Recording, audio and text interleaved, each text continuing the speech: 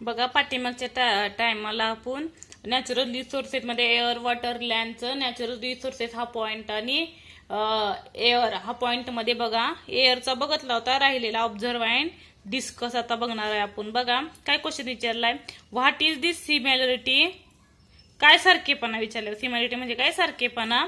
In their 3 picture, ही तीन picture दिलेत, ह्याच्यामध्ये तुम्हाला काय सिमिलॅरिटी दिसते. एकीमध्ये काय दिसतोय, द कंपनीच्या upper side of the smoke and vehicle smoke and forest smoke, म्हणजे प्रत्येकातून जो धूर निघतोय तो काय दिसतोय आपल्याला, कॉमन दिसून येतोय. दिसतोय का.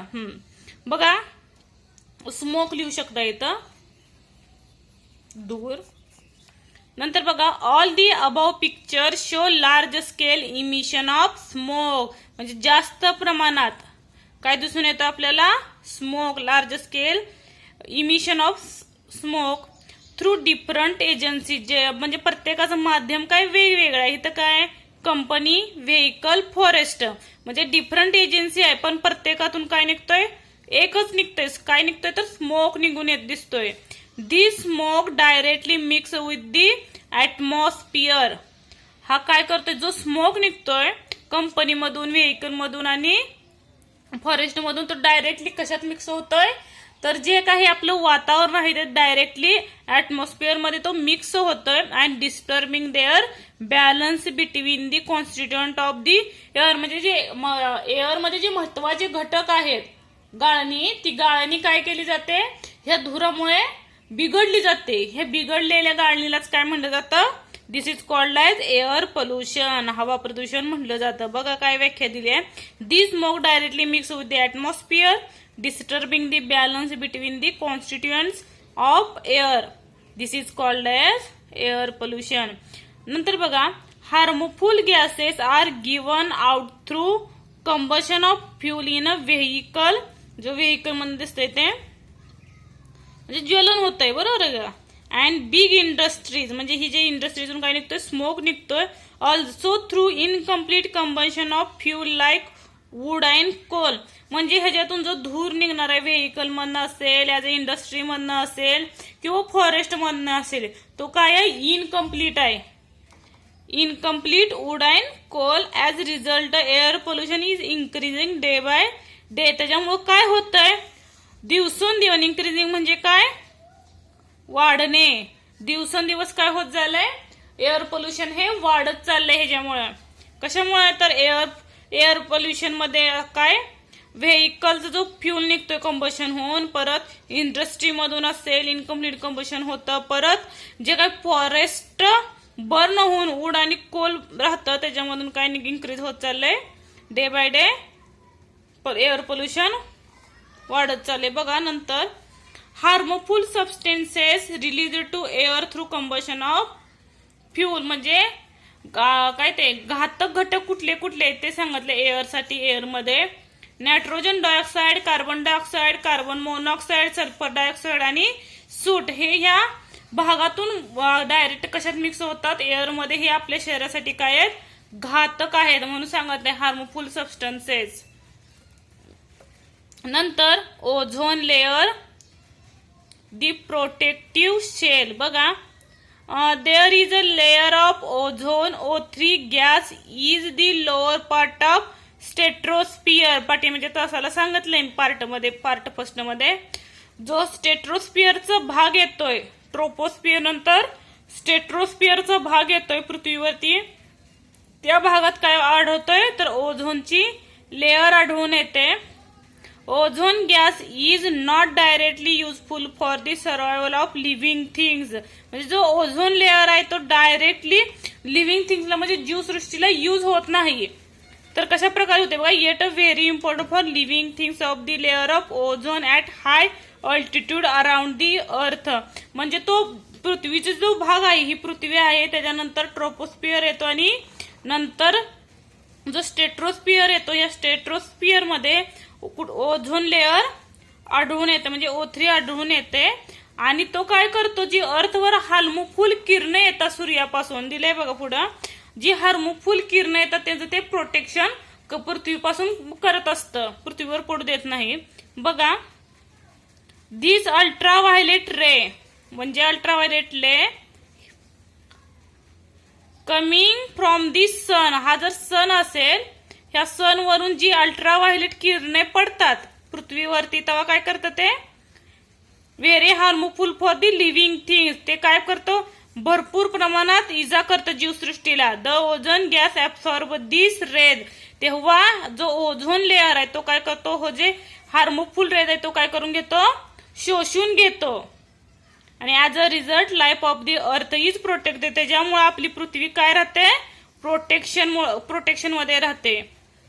नंतर बघा, the ozone layer is destroyed if chemical gases like carbon tetrachloride, काय डिस्ट्रॉइड बघा, कुठले कुठले ओझोन लेअर आपल्या जेव्हा पृथ्वीवरती सुद्धा कुठं आढळून येतात, कार्बन टेट्राक्लोराइड और chlorofluorocarbon used in air conditioner and refrigerator mix with the air जे आपण घरात यूज करतो आपल्या हाऊसमध्ये, कंडिशनर आणि रेफ्रिजरेटर, ते काय करतात, त्याच्यात कार्बन टेट्राक्लोराइड आणि क्लोरोफ्लोरो ह्याच्यामुळे सुद्धा आपलं काय होतं, अल्ट्राव्हायलेट रे वाढले जातात, ते सुद्धा आपल्याला घातक आहेत.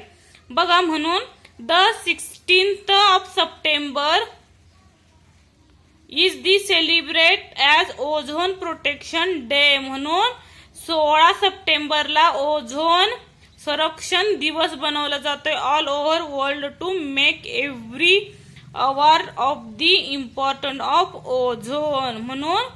म्हणून ओझोन लेअर काय महत्वाचा आहे, म्हणून ओझोन डे 16 सप्टेंबरला बनवला जातोय, लक्षात ठेवा. यूज युअर ब्रेन पॉवर, बघा, use your brain, what would have happened if were no air on the earth, जर पृथ्वीवरती हवाच नसती तर काय झालं असतं, जीवसृष्टी टिकून राहिली असती का, not any living things do not live in earth. Next point बघा, water. Try this, observe how much water is used and for what purposes it is used in your house for your whole day. Whole day मध्ये तुम्ही घरामध्ये, house मध्ये, in your house म्हणजे तुमच्या दिवसभरात तुम्ही स्वतःसाठी असेल किंवा घरच्यांसाठी किती पाणी लागतं हे विचारले बघा. आणि record in a chart like one shown here, discuss this data in the class, म्हणजे किती तुम्ही पाणी यूज करता water as a per day. One day तुम्ही, पर डे नाही, वन डे किती यूज करतात ते काय करायचं आहे, तुमच्या क्लासमध्ये डिस्कस करायचं आहे. Divided into total amount of water used in your house by the number of person to find the how much water each person needs. म्हणजे तुमच्या घरातील प्रत्येक व्यक्ती, 4 असतील, 5 असतील, 2 असतील, प्रत्येकाला किती पाणी लागतं आणि ते मिळून तुम्हाला दिवसाला किती लिटर पाणी लागतं हे काय करायचं आहे, बघायचं आणि ते क्लासमध्ये डिस्कस करायचे. म्हणजे ह्याच्यावर आपल्याला समजेल की आपल्या स्वतःला किती लागतं, आपल्या घरातल्या कुटुंबाला, फॅमिली मेंबरला किती पाणी लागतं हे आपल्याला समजून येईल. त्यासाठी साईडला चार्ट सुद्धा दिलाय बघा, त्यांनी काय दिलाय, propose for which water is used, म्हणजे दिवसाला तुम्ही कशासाठी यूज करता, आणि amount of water approximately in litre, approximately तुम्ही किती लिटर पाणी यूज करता हे इकडच्या बॉक्समध्ये लिहायचंय बघा. बात आंघोळीसाठी किती लिटर पाणी यूज करता तुम्ही, 10, 15, 20, म्हणजे प्रत्येकाच्या ह्याच्यानुसार प्रत्येकाचा चार्ट वेगळा बनवायचा. इथं आपलं नाव लिहायचं आणि आपल्याला किती पाणी लागतं वन डेला ते लिहायचं. आणि ब्रशिंग टीथ, तुम्ही जेव्हा टीथ करता, ब्रश करता, तेव्हा तुम्हाला किती पाणी लागतं ते इथं लिहायचं किती लिटर. वॉशिंग क्लोथ, आणि कपडे धुण्यासाठी आपल्या स्वतःसाठी आणि पूर्ण फॅमिलीसाठी किती लागतं इथं लिहायचं आहे. आणि वॉशिंग क्लोथ अँड युटेन्सिल, आणि भांडी घासण्यासाठी.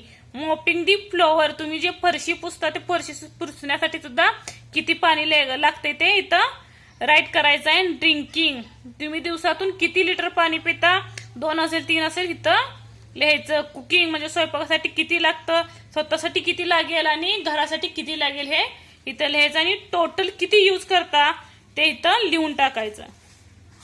नंतर बघा, you will see that it is almost impossible for you to spend even a single day without water. बघा काय म्हणलंय, तुम्हाला एका दिवशी म्हणजे पाणीच यूज करायचं नाही असं सांगितलं तर तुम्ही म्हणजे दिवसभर काढू शकता का बिना पाण्याचं? एक वेळ माणूस जेवायला अन्न नसलं तरी जगू शकतो, पण पाणी लागतच. बघा काय होईल एखाद्या दिवशी तुम्हाला single day without a water. We need a drink 3 to 4 litre water every day. म्हणजे तुम्हाला दिवसाला किती पाणी प्यायला लागतं? 3 ते 4 लिटर. आणि so that all our bodily function run smoothly. त्यामुळे जे बॉडीची फंक्शन आहे ते काय करतात? व्यवस्थित सुरळीत चालली जातात. त्यासाठी पाणी शरीरासाठी तर खूप आवश्यक आहे.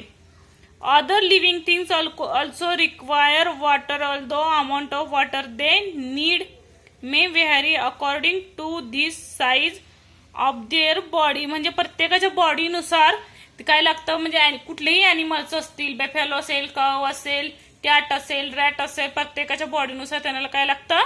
वॉटर लागतं साईजनुसार. Thus we see that the water is very important. म्हणजे काय दिसून येतं आपल्याला? वॉटर हे खूप महत्वाचं आहे. बघा the hydrogen gas in air आणि इट कंबाईन्स विथ, कशाबरोबर कंबाईन्स होतं? Oxygen and water is formed. We have learned about the some characteristic of water. जेव्हा ते बर्न होतं तेव्हा काय तयार होतं? वॉटर तयार होतं. म्हणजे H2O हा फॉर्म्युला आहे. बघा we have learned about the some characteristic of water in a previous standard. हे प्रिव्हियस स्टँडर्डला झालेलं आहे. नंतर काय दिले बघा? Observe and discuss. बघा म्हणजे distribution of water on the earth. आपल्या पृथ्वीवरती किती पाणी आहे बघा? C and ऑसियन्स. सीज आणि ऑसियन्स म्हणजे काय? नदी आणि समुद्र. सीज अँड ऑसियन म्हणजे काय? समुद्र आणि महासागर. हा पूर्ण जो भाग आहे तो कशासाठी लागतो? तर सीज अँड ऑसियन्स साठी. आणि ग्राउंड वॉटर म्हणजे जमिनीच्या खाली असलेलं पाणी. आईस म्हणजे बर्फाळ भाग आहे बरोबर, तिथं बर्फच होतो पाण्याचा. And water in other form म्हणजे दुसऱ्या फॉर्म असणार वॉटर. त्याला किती आहे बघा? इथं दाखवलेलं, परत सांगते टक्केवारी. आणि वॉटर अवेलेबल फॉर ड्रिंकिंग म्हणजे ड्रिंकिंगसाठी आपण पिण्यासाठी पाणी योग्य किती आहे बघा? किती थोड्या प्रमाणात दिसून येते ह्या चार्टवरून. त्याची टक्केवारी इथं सांगितलेली आहे, पुढे सांगते मी. बघा in nature water occurs in 3 state. जर निसर्गात बघितलं इन नेचर वॉटर कुठल्या फॉर्म मध्ये आढळतं? 3 स्टेट मध्ये आढळतं. कुठल्या 3 स्टेट मध्ये? Solid, liquid and gas. Solid मध्ये काय आढळतं? बर्फ होतोय बरोबर. सॉलिड म्हणजे स्थायू. आणि लिक्विड मध्ये पाणी पाण्याच्या स्वरूपात मिळतं. आणि गॅस म्हणजे वाफेच्या रूपात निघून जातं. ह्या 3 स्टेट मध्ये काय आढळतं? वॉटर आढळतं. Water does not have a colour, taste और ऑर्डर. म्हणजे वॉटरला काय नाही? कुठलाही कलर नाही, टेस्ट नाही आणि कुठलाही वास नाही, ऑर्डर नाही. Many substances readily dissolve in water. म्हणजे बरेचसे जे पदार्थ आहेत, मेनी सबस्टन्स काय होतात? इझिली कशात डिझॉल्व होतात? तर वॉटरमध्ये डिझॉल्व होतात. Therefore water is universal solvent. म्हणून त्याला काय म्हणलं जातं? Universal solvent. म्हणजे त्यात सगळं मिक्स होतंय. बघा the blood of animal and the SAP the plant content very high portion of water. आपल्या शरीरात बघितलं ॲनिमलच्या तर किंवा ॲनिमलचं किंवा ब्लड ऑफ काय सॅप ऑफ प्लांट बघितलं तर काय आहे? हाय पोर्शन मध्ये फक्त पाणी दिसून येतं. नो लिव्हिंग थिंग्स कॅन म्हणजे त्याचं रूपांतर झालेलं आहे. कशामध्ये? ब्लड मध्ये असेल किंवा सॅप मध्ये. No living things can survive without water. कोणताही सजीव काय सांगितलंय? पाण्याशिवाय जगू शकणार नाही. म्हणून काय म्हणलंय? Therefore it said to be water is life. म्हणून पाणी हे काय आहे? जीवन आहे. There no living thing can survive without water. Therefore it is said that water is life. नंतर काय दिलंय? वॉटर अवेलेबल इन अर्थ. बघा ही तक्ता बघायचा ह्याच्यावर. सी आणि ऑसियन साठी किती आहे? 97%. काय आहे, सीज अँड ऑसियन. आणि वॉटर अवेलेबल फॉर ड्रिंकिंग हे आपल्याला सांगायचं. आणि 2.7 म्हणजे ह्याच्यापेक्षा जास्त काय दिसतं water available, ground water,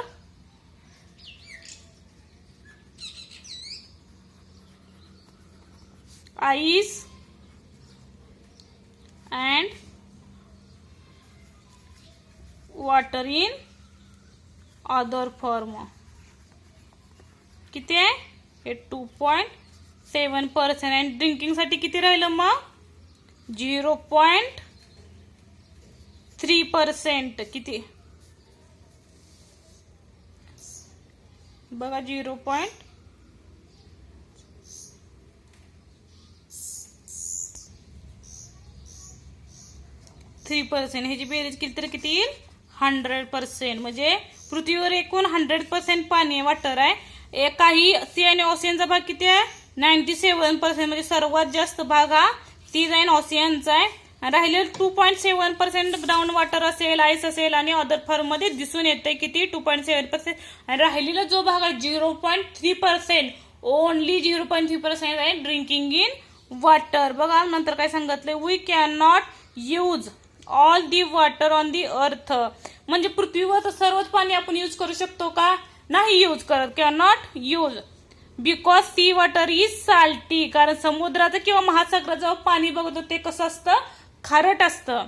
some water is in frozen state. आणि राहिलेला जो सर्वात 2.7% तो कशामध्ये, तर तो बर्फ झालेला आहे, त्याचाही यूज करू शकत नाही. पण very small quantity of water available in drinking, फक्त 0.3% टाईप वॉटर, बरोबर आहे, व्हेरी स्मॉल क्वांटिटीमध्ये.